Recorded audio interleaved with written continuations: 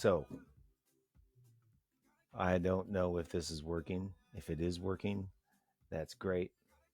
I have no idea whether anybody's seeing this or not. That's fine. I'm bored out of my mind. I have nothing to do.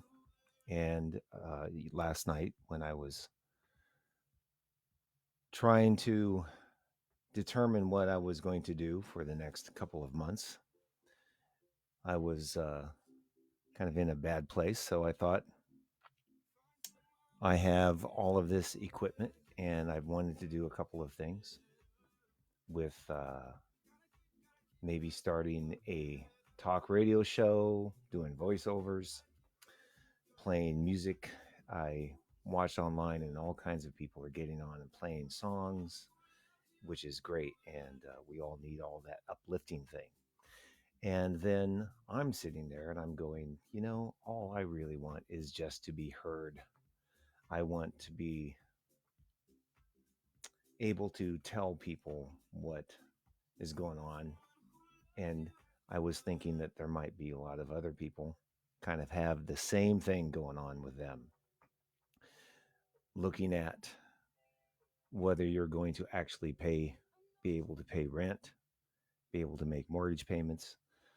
And as I went through this day and I set up all of this equipment and I have it all working, uh, I think it's all working. I've noticed that a lot of people are watching the news and watching the government and hearing that they're going to get bailed out. So I've done some of my own research and found out that no, there isn't any immediate help. Basically, left up to ourselves, or at least myself, to come up with a way to make money, make an income. And I was talking to my neighbor across the street tonight, who's in the same industry as I'm in. Basically, make all of our money off of live events. I spent my entire life learning how to network with people and develop a music trade and a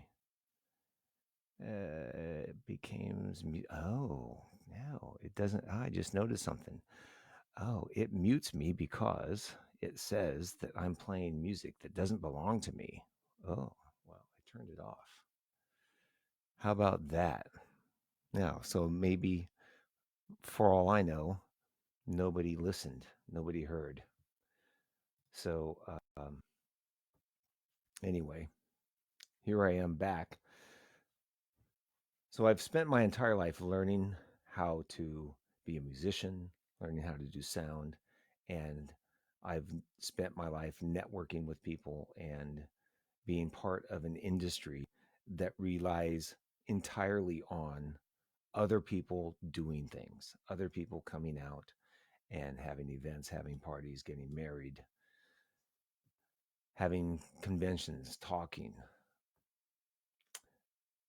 Everything that I've ever done has been around that. So when you close down people meeting, yeah, I do not hear the music, but I hear you. Good. Okay, fantastic. I turned the music off.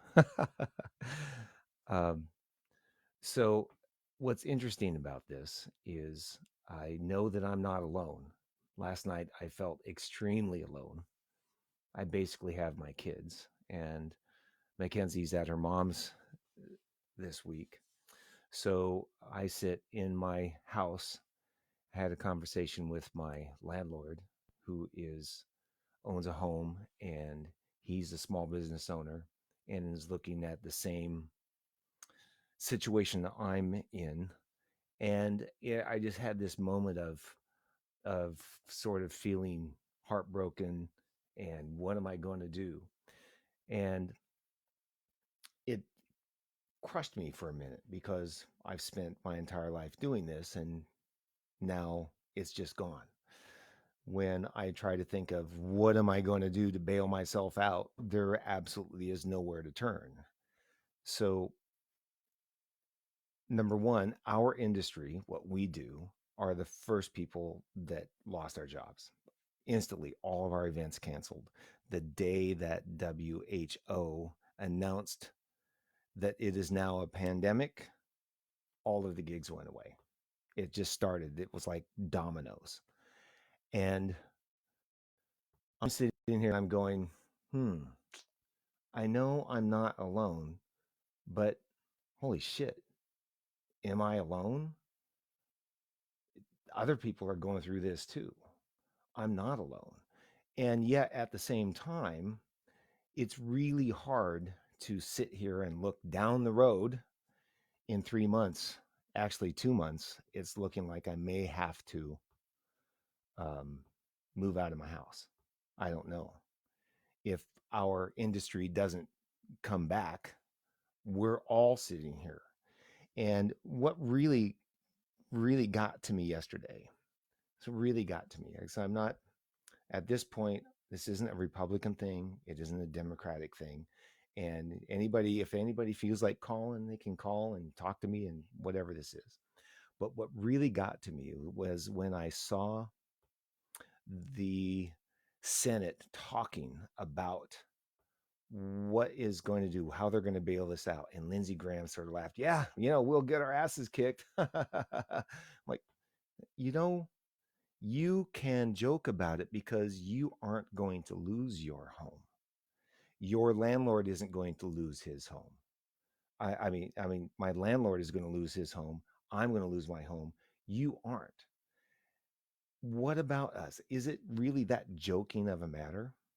So here we are, we're hearing all this stuff about how we're going to get relief. Our industry has not been talked about until maybe today a little bit, maybe a little bit yesterday.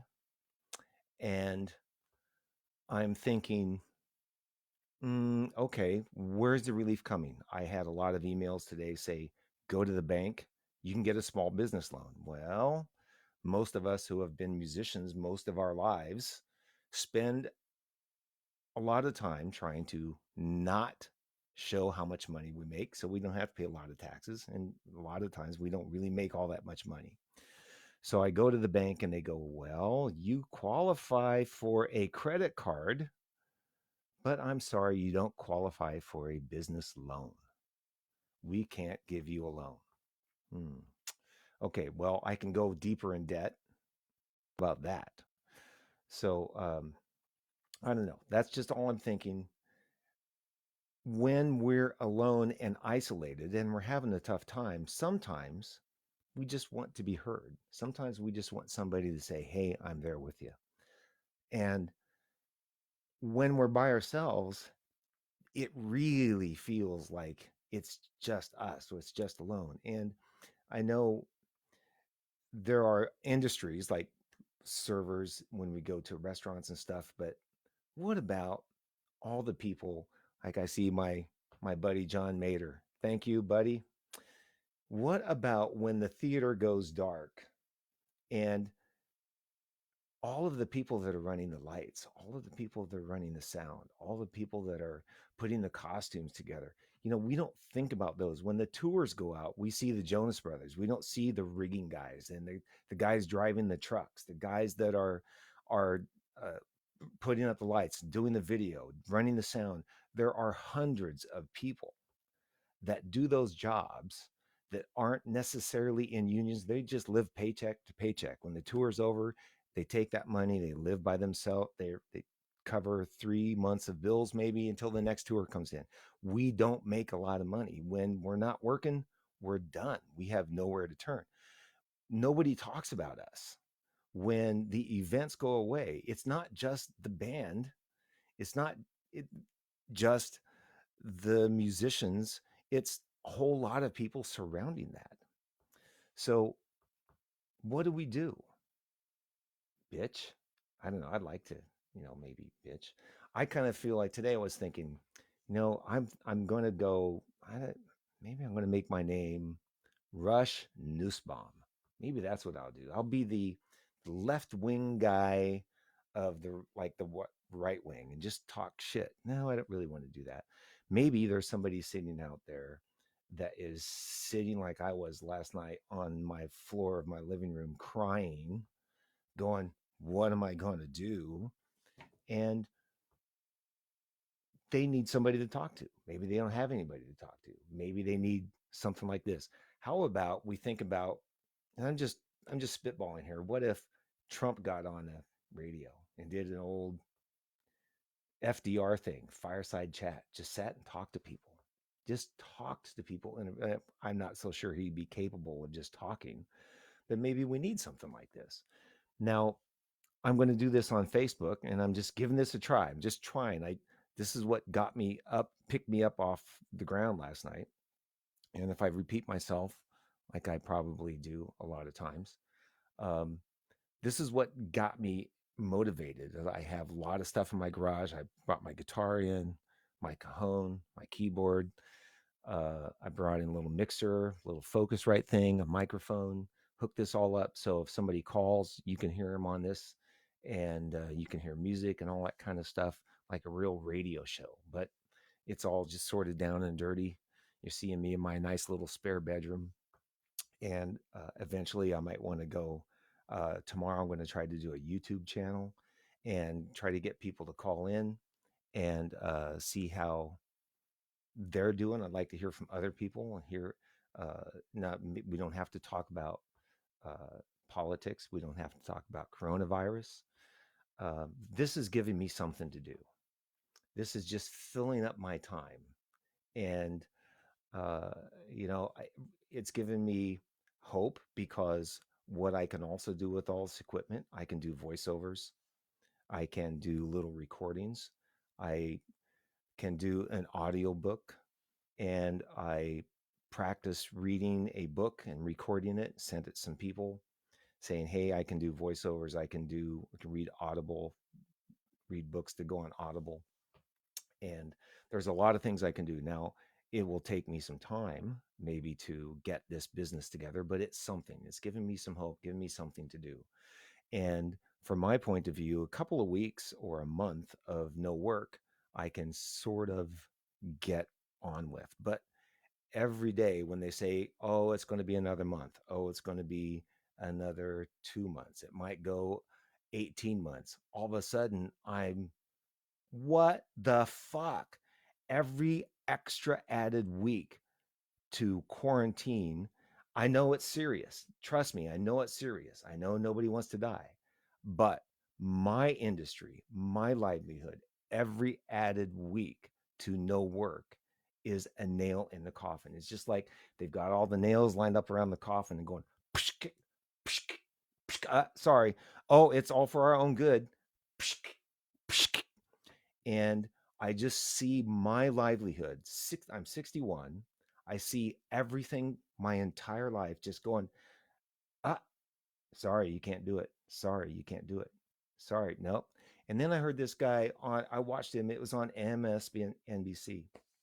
And I'm sure this guy has never had to worry about working in a restaurant or going out and playing a guitar for $100 in a bar. You know, one thing that I got to say, just a side note, that for all the musicians that just happen to be listening to me right now, that the one thing you got to say, and you know, well, the bar is closed now, but uh, the pay has been consistent. When you go to a bar, you can still work for $50. When I was a kid, I could make $50 working in a bar. There's some real consistency there.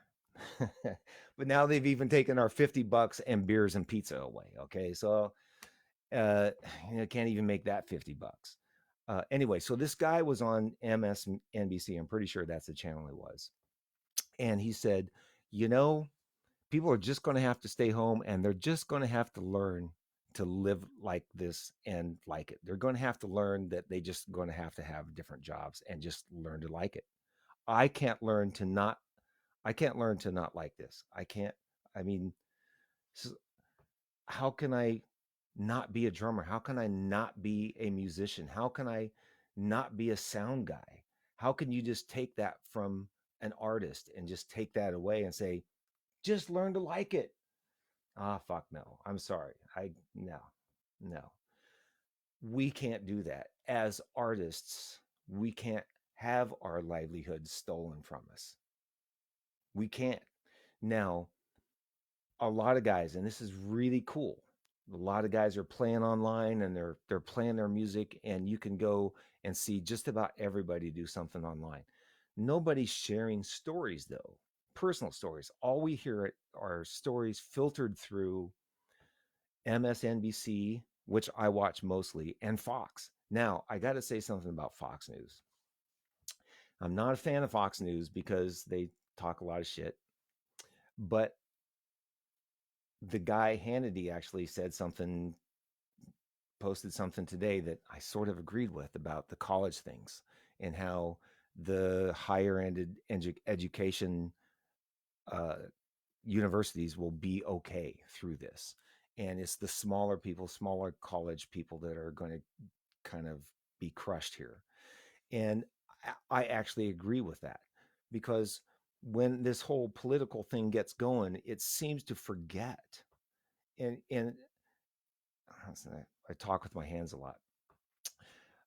You hear all the politicians, the American people, yet they're not an American person. They don't talk from the same experience we all talk through. We have real legitimate experiences, real losses. And I think that's the real gap that all of those people are missing. They try to talk as if they're one of us, yet they aren't. They can't be one of us because they have never really been there. They try to tell personal stories. I like Elizabeth Warren's personal stories. And the trouble with that is many times they tell the story just so they can try to get you to like them. Well, why don't you just be who you are? Anyway, I'm just talking shit, kind of what I'm doing. And I'm sure that um, I don't, I don't know how many people are listening to me, but it's making me feel a little better. I want my voice to be heard. And I know one of the one of the things that I know just on a personal note, when anybody is having any kind of tragedy or any kind of rough time or had a bad day, when you come home from work or whatever it is you're coming home from, sometimes you just need to tell somebody how your day was.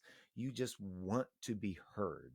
You want that person to not share, why don't you try this, why don't you try that. You just want to be heard.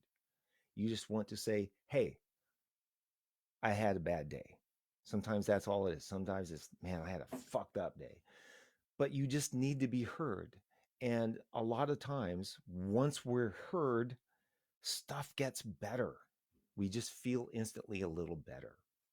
So, the point of this is that I am going through this and I might be heard.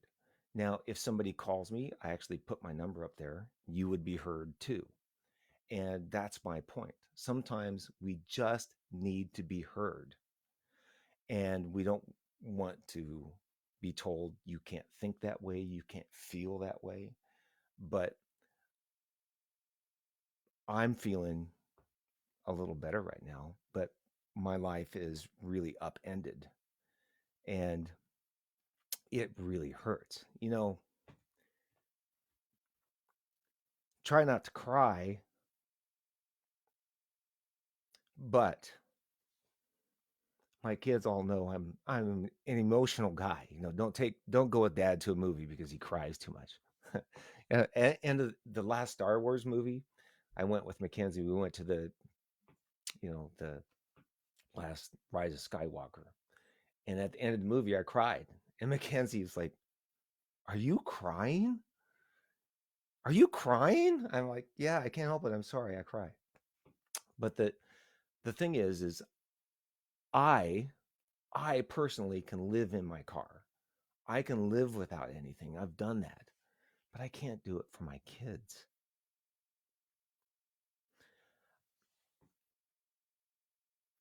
I kind of I don't want to not have and be able to not provide for my kids. That's what really gets to me through all this because I personally did nothing wrong and my work was just taken away. How do I how do I deal with that? Because now my kids aren't going to have. Now, the church that I've been going to for almost 12 years now, Agape, and I love that place. I've learned a lot. From a point of view of attracting to us what we're feeling by staying in this sort of dark place that I've been in this last couple of days. This last week has been really hard for me because, as I've talked about, losing my income and possibly my home and all sorts of things, is that by staying depressed and staying dark, all I will do is keep attracting that to me.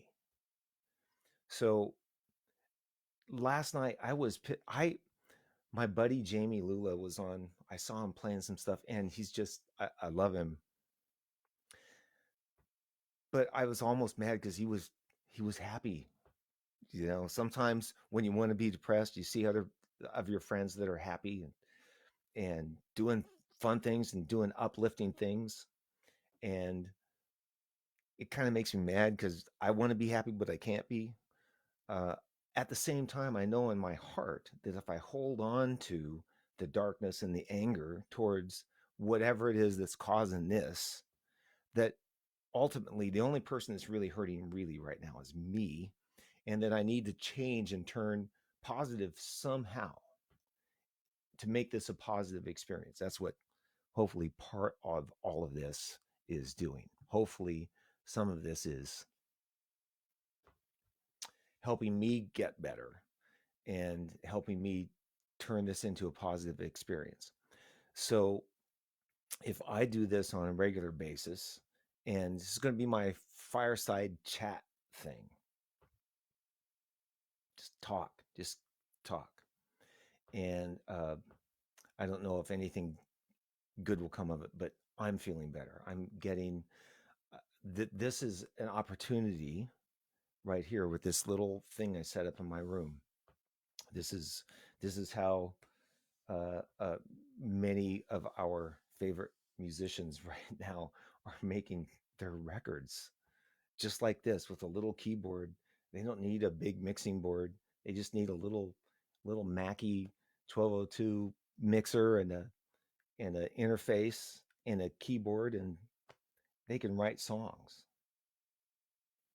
They can make Grammy winning records.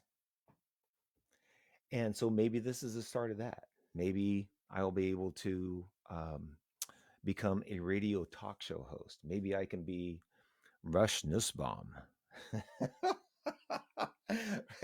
Man, who knows? Who knows what can come of this?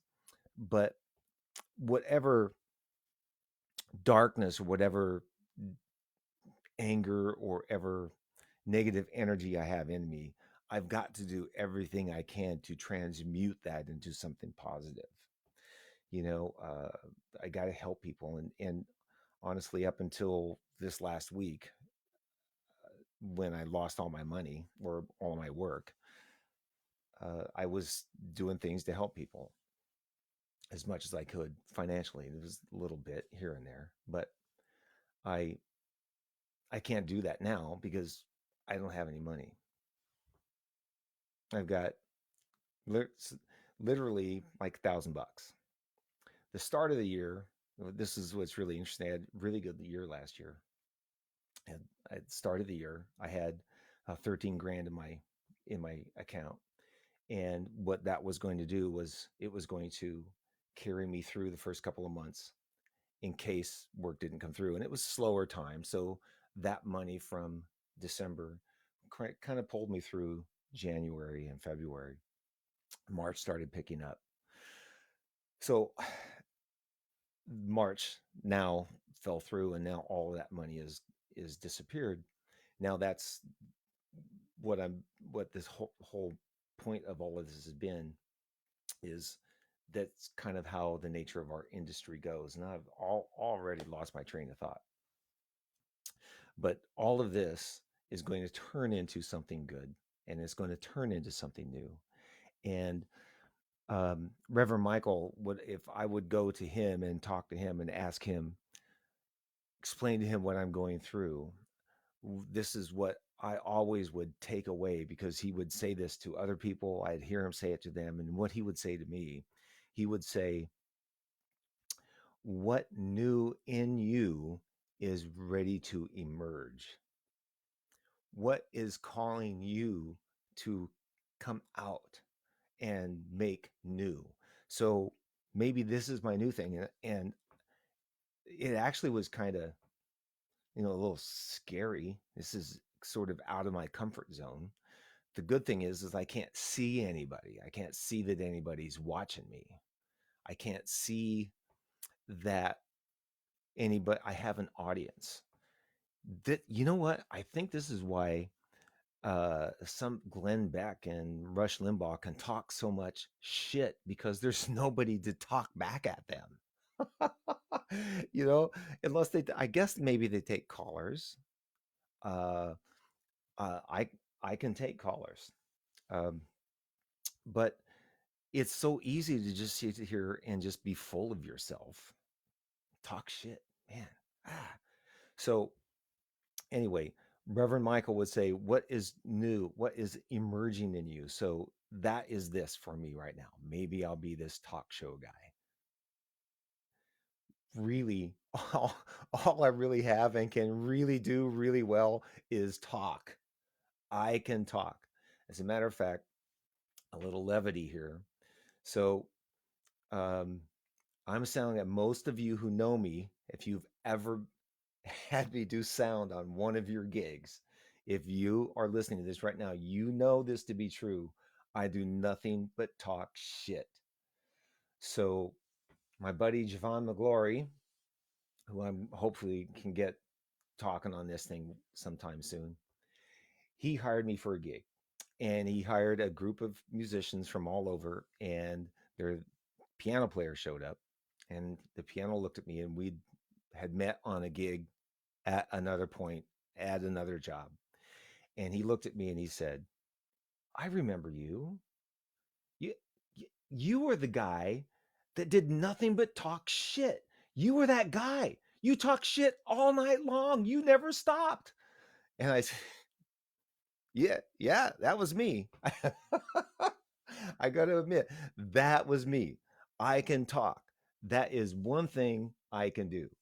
I can't, at one point I had tried to study piano.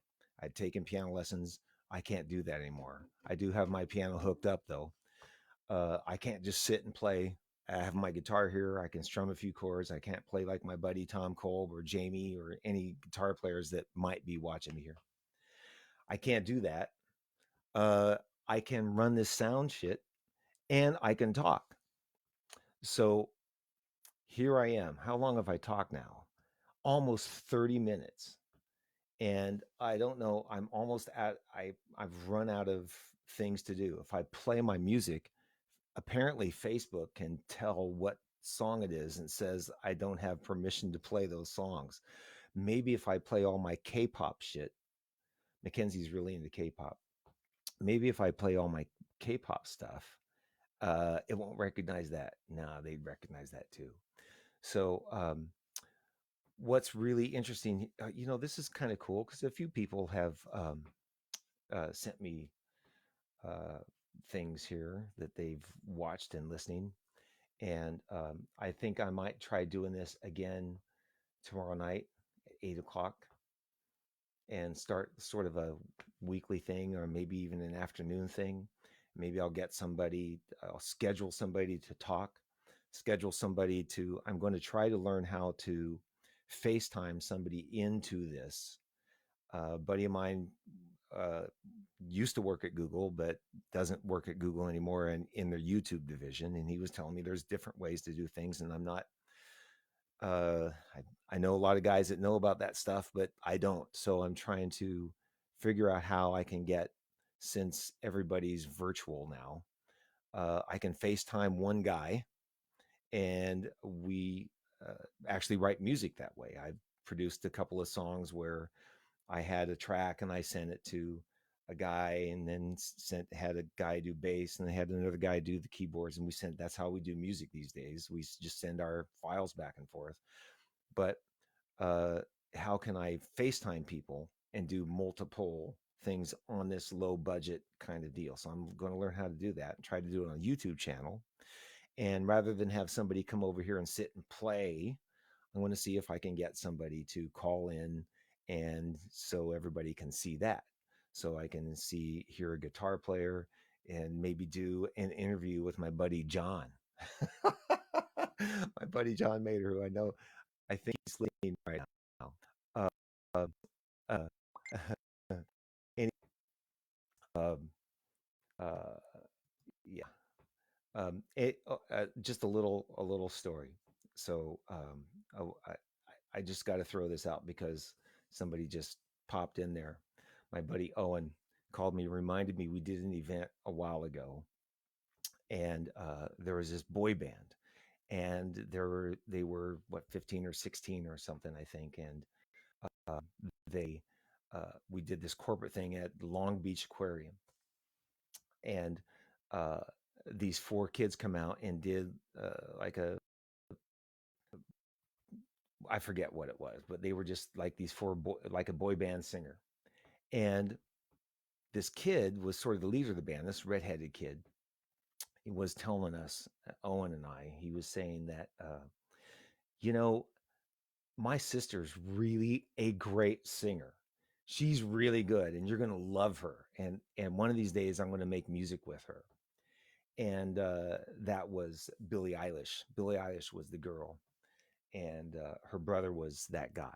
And what's interesting is how they made all their music is basically how I set all this up. So they're my role models, man. That's what I'm going to do. I'm going to sit here and I'm going to maybe put out a couple of melodies, and I'll have my buddy John do a drum track, and I'll have my buddy Nelson do a bass track, and my buddy Gabe Rowland do a keyboard and vocal track, and then I'll have a hit song. Yeah. I'll, then I can get my daughter Mackenzie to sing it, and she can sing and dance. We'll make it a Broadway show. And then my oldest daughter, Michaela, can mix it at the Ambassador, and we'll kick Chicago out of the. Yeah, I'm just talking. Anyway, I'm just trying to fill up some time right now because I have been sort of having fun getting all of this out off my chest. And uh, I can't help but back to the whole thing that I started this with, and then I'm going to close. But the whole idea of this is there's a group of hundreds and thousands of just basic workers, guys, people that there are some actors that aren't famous, that aren't making a lot of money, that live paycheck to paycheck. There are some musicians that are living paycheck to paycheck. There are some lighting guys and some audio guys and some waitresses. You know, some of the actors and musicians, when they don't accomplish or can't get certain things, they resort to getting jobs at restaurants to work. There's a whole group of people who aren't employees of a big company and can't necessarily apply for unemployment. They can't get this. Actually, this last bill, this financial bailout I read, which hasn't completely passed yet, I don't believe, but if you filed a loss or that you didn't make X amount of dollars last year on your tax returns, you're not eligible for any money of the cash, the check.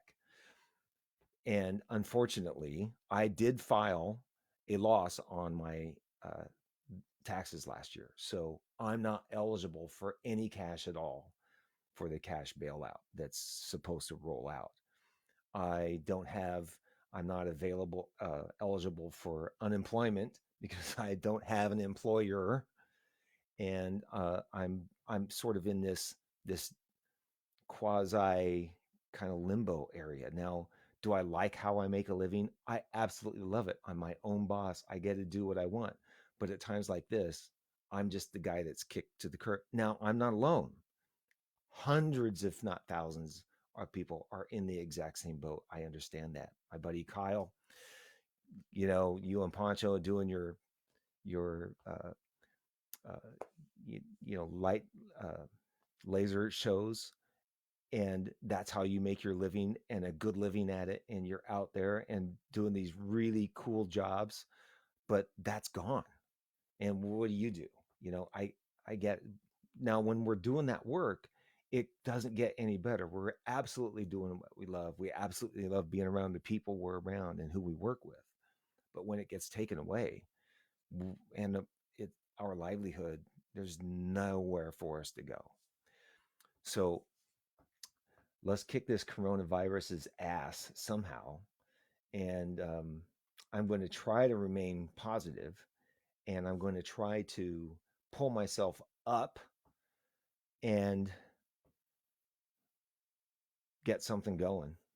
You know, I'm going to do something. And hopefully, the next time I sign on and do this, I'll be able to offer something other than just me talking.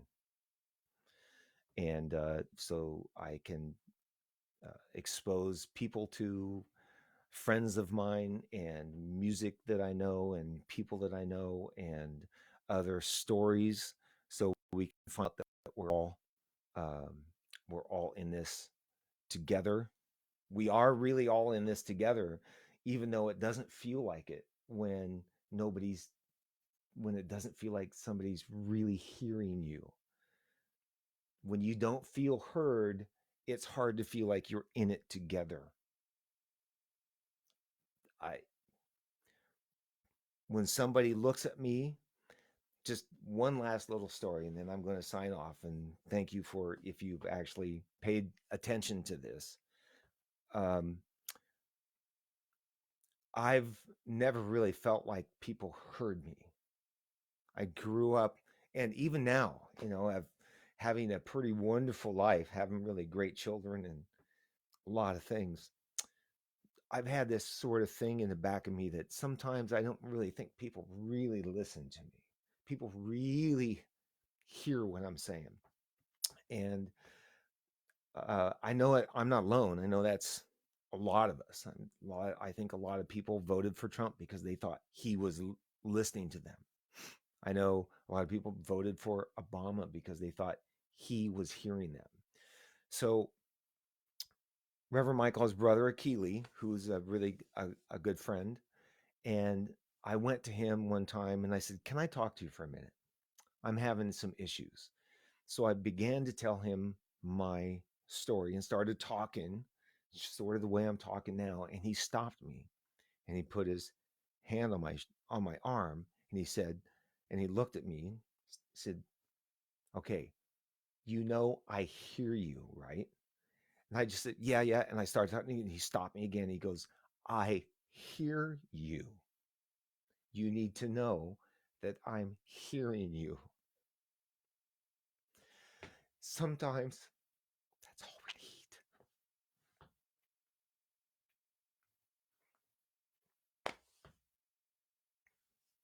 So, having done that, yeah, I'm the guy that cries in the movies. And the last 4, 5 nights of American Idol, I've cried because they've had some like heart wrenching backstory of people like the garbage guy that got on American Idol, and and they I watched him sing and say, "What key are you in?" They go, he said, "What's that? What's a key?" He didn't he didn't even know what music. It was funny, but he had this great voice, and if he just had some time, that he could have actually maybe really been a great singer because he had a good instrument. Anyway, I'm going to leave it at that, and let's here we thank you for tuning in, and I'm going to sign off. uh Peace and love.